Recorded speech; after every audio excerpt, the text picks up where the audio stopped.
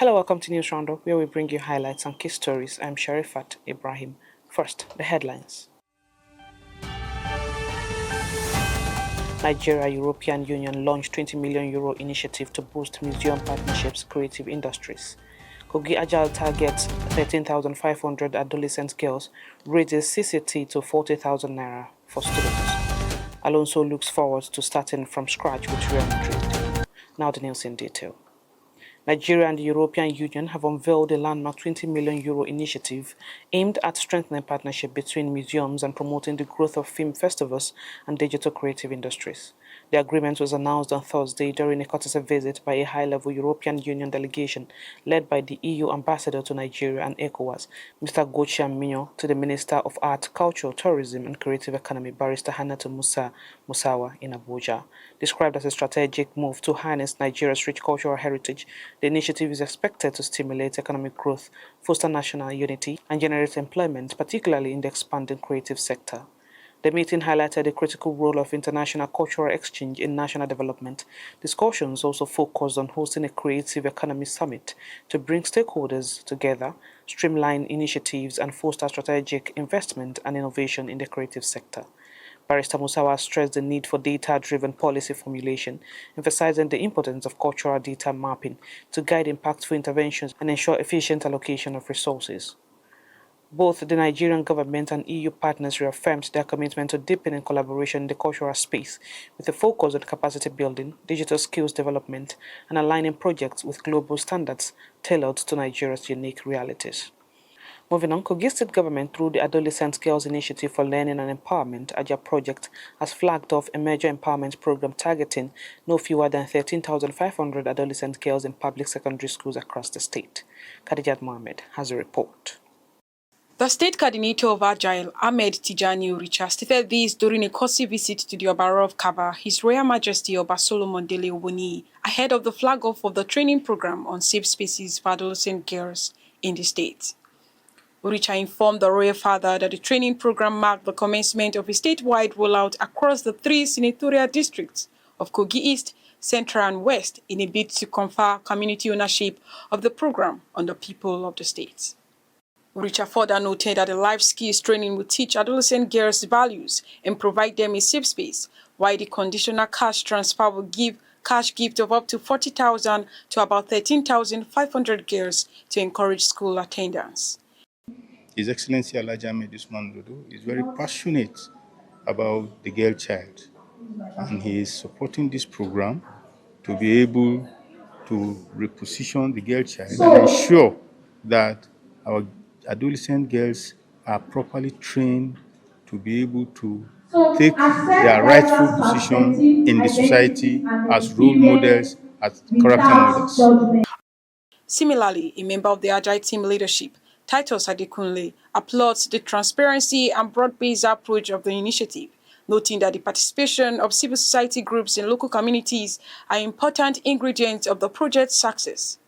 In his remarks, the Obara of Kaba, His Royal Majesty Oba Solomon Dele Oboni, commends Governor Ahmed Usman Ododo for initiating a transformative and inclusive program that puts the girl child at the center of development. The Obara urged stakeholders, traditional rulers, and community leaders to cooperate with the Agile implementation team to ensure the success of the project, describing it as a program whose impact will shape the future of many families. Khadijat Mohammed, Lugard TV News. Kogi State Governor Ahmed Usman Ododo has assured residents of Okehi local government area affected by the recent rainstorm of immediate government support and intervention to cushion the impact of the disaster.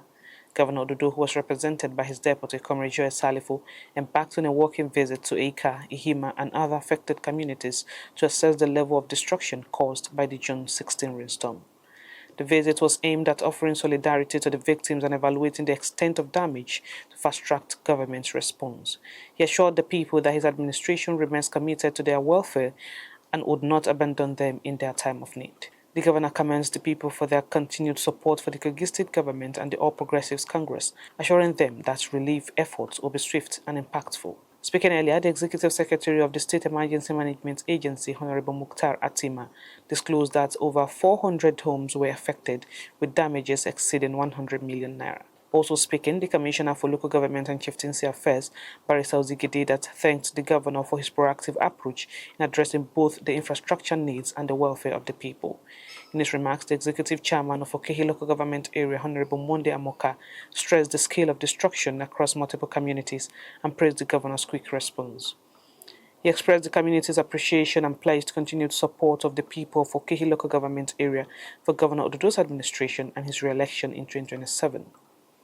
Speaking on behalf of the victims, Yusuf Ihiobe thanked the governor for his empathy and called for provision of relief materials to help affected families recover from their losses.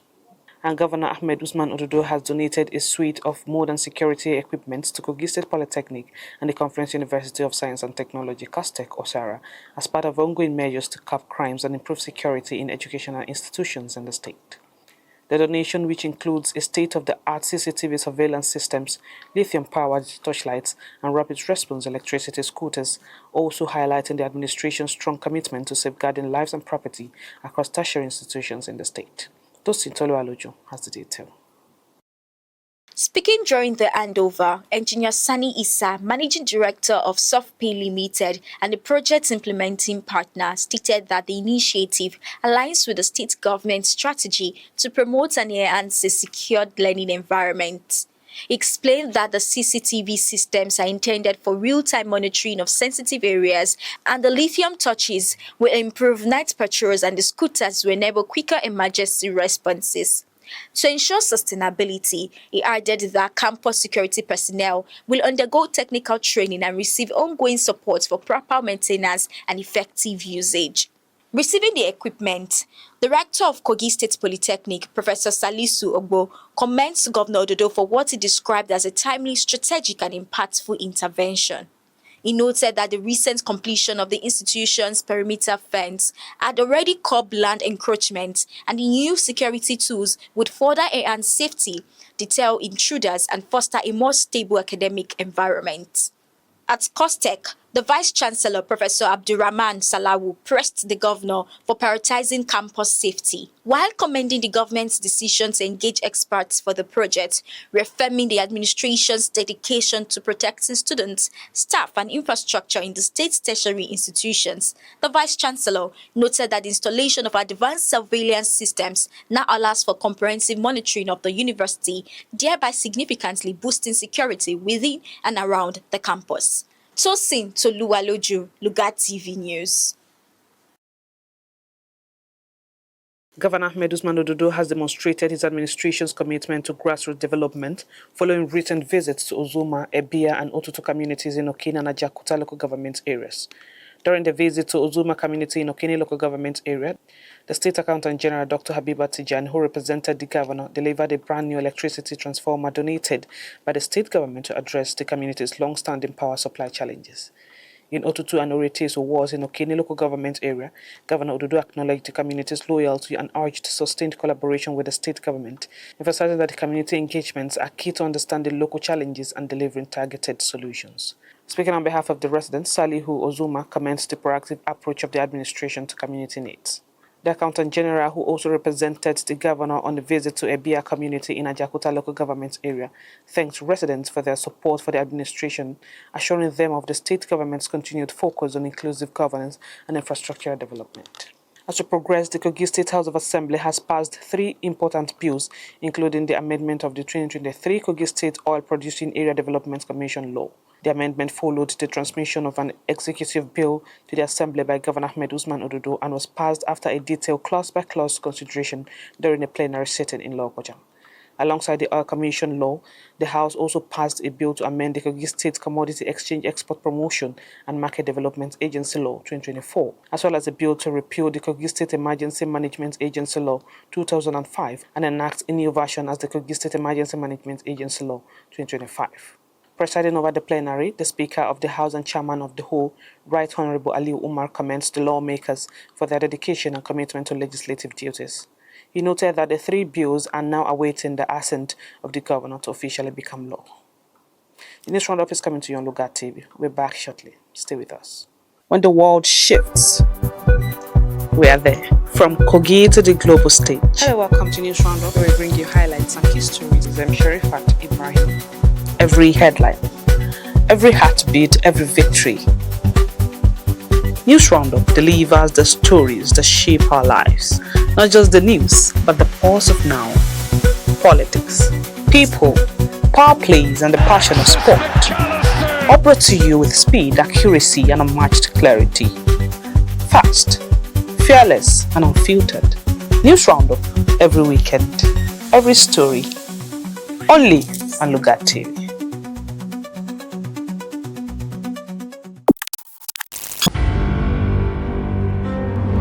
On January 27, 2024, Governor Ahmed Usman Ododo became the 5th executive governor of Kogi State, signaling a new era of development.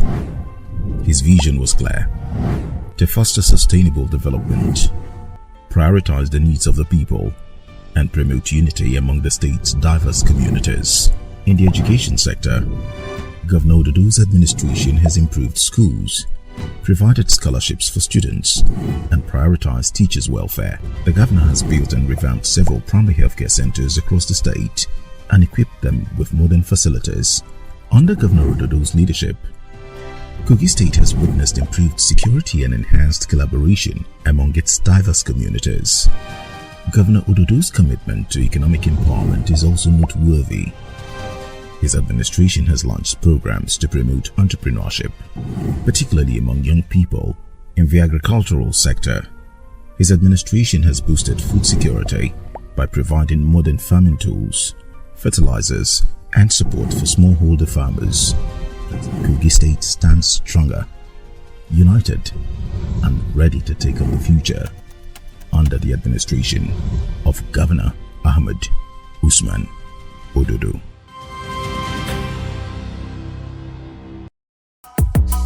When the world changes by the hour, you need a news that keeps pace. Hello and welcome to News on Lugard TV. From local stories that matter to national events shaping our future. This is the pulse of the people, the truth unveiled, the headlines that define today. Join us every weekday for News Hour, only on Lugard TV. Welcome back. And the Kogi State Auditor General for Local Government, Honorable Yakubu Adabenege, has called on directors of local government and treasurers to strictly comply with International Public Sector Accounting Standards, IPSAS, to strengthen accountability and improve service delivery at the local government level. He made the call during a sensitization meeting with key local government finance officials at his office in Lugard.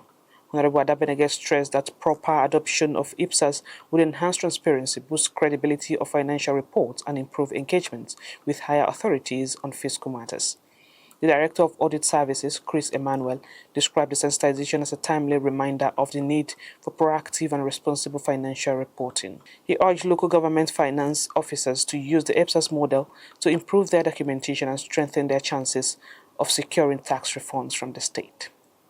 The Kogi State Pension Commission says it is concluding plans to migrate from the defined benefit scheme to the contributory pension scheme, with full implementation expected to begin next year. Zinat Habib has more. The Director General of the Commission, Mariam Abedo, disclosed it during an official engagement with Special Advisor on Media to the Kogi State Governor, Ismaila Issa, in her office in Lokoja. She explained that the Commission had already commenced the preliminary phase, including data collection and registration with pension fund administrators in preparation for the transition. According to her, the contributory pension scheme, which mandates an 8% contribution from employees and 10% from the state government, will ensure prompt and hassle-free access to retirement benefits for retirees in the state. His Excellency is very, very much interested in that. We are already collecting the data. By next month, we should be done with the data and now present it before His Excellency so that we can start. That is the way to go now. It's the best way, and most states have embraced it. The DG Pension Commission maintained that since assuming office in August 2020, the Commission has cleared a substantial portion of the gratuity backlog dating back to 2002 and maintained a record of prompt monthly pension payments. Year 2002, year 2003, we have been able to pay them, except those that we are not able to get their contact. While commending Governor Ahmed Usman Ododo for his continued support and passion for the welfare of pensioners, the DG noted that the governor has not only maintained the regular release of monthly funds for the payment of gratuity for retirees, but has also approved the construction of a new pension commission office complex to be known as the Pencom House in Lokoja, adding that the aim is to create a more conducive working environment and to strengthen institutional operations. Zinat Habib, Lugard TV News. The Kogi State government, in collaboration with health and environmental experts, has reaffirmed commitment to an integrated health system that connects human, animal, and environmental well-being under the Kogi One Health platform.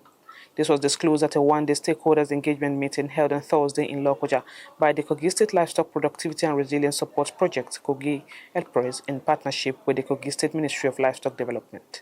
Dominion Adeyonjo has the rest of the story. The Animal Health Officer and Project Facilitator for Kogi Elpres, Dr. Khalid Bashir, emphasized the significance of strengthening the existing One Health structure in the state. He noted that about 75% of human diseases originate from animals, stressing that there is urgent need to manage the environment and foster interagency cooperation. One Health platform involves a collaborative approach towards addressing health challenges facing the human, animals, and environments that is being shared by the humans and animals. In his response, the representative of the Commissioner for Livestock Development, Director of Administration Livestock Development, Charles Akubo, reiterated the inseparable link between human and animal health. Animal health in this state today cannot be overruled without human health. The two goes together, and that is why the organizers have brought in doctors for human beings, doctors, veterinary doctors for animals, so that we can interweave and collaborate together. He commends the government's consistent support both morally and financially, including the provision of vaccines to strengthen animal health services across the state. Similarly, Kogi State Watch focal person for the environment sector, Olatunde Michael, emphasized on the global and sustainable nature of the One Health concept under the Watch initiative. He called for greater involvement of farmers in the initiative and encouraged participants to engage with international health organizations by providing relevant data and insights. Also speaking, Director of Public Health in the State Ministry of Health, Dr. Francis Akpa, emphasized the shared impact of environmental factors on both human and animal health, stressing the need for continuous knowledge exchange and joint action plans among all stakeholders to ensure improved health outcomes for communities in the state. Dominion Adeyonjo, Lugard TV News. The Kogi State Information and Communication Technology Development Agency has intensified efforts to equip students across the state with relevant digital skills as part of a broader strategy to promote digital inclusion and technological growth in the state. The Director General of the agency, Dr. Bashir Tenuche, made this known in an exclusive interview on Lugard TV in Lokoja. He noted that empowering students with practical knowledge in information and communication technology is crucial for preparing them for the digital age and improving performance in computer-based assessments. According to Tenuche, the agency is already seeking collaboration with the National Information Technology Development Agency to create opportunities towards enhancing digital literacy among youths in the state. Many of the students that we interact with have problems not with the exams. The major reason for failure wasn't really about the kind of questions or nonchalance, it was about the use of ICT. So of major interest to the agency is to deepen our interaction with the local governments, which we have already started, and then we'll see how we can engage more people into adopting ICT in daily activities. He added that beyond skill acquisition, the agency is laying the foundation for e-governance by auditing ministries, departments, and agencies to assess their level of ICT adoption. He commends Governor Ahmed Usman Ododo for establishing the ICT Development Agency, describing it as a bold step towards digital transformation in governance, education, and economic growth. Tenuche encouraged students, institutions, and young innovators to collaborate with the agency, assuring that platforms are being created for feedback, training, and innovation across the state. And on sports, Xabi Alonso says he is ready to start from scratch with Real Madrid next season after a touch introduction as head coach during the Club World Cup. The former Madrid midfielder, who took over from Carlo Ancelotti at the end of May following a stellar stint at Bayern Leverkusen, saw his side fall 4-0 to Paris Saint-Germain in the semi-finals at MetLife Stadium, a stark reminder of the challenges ahead. Thrown into competitive action without the benefit of a full preseason, Alonso acknowledged the gap between his newly inherited squad and PSG's finely tuned unit. Real Madrid had a disappointing end to last season, finishing second to Barcelona in both La Liga and the Copa del Rey and exiting the Champions League at the quarter-final stage against Arsenal. Now Alonso is focused on building a new era with a full preseason and his own blueprint for success. Thank you for staying with us. That is it on this week's episode of News Roundup. Until next week, I'm Sharifat Ibrahim.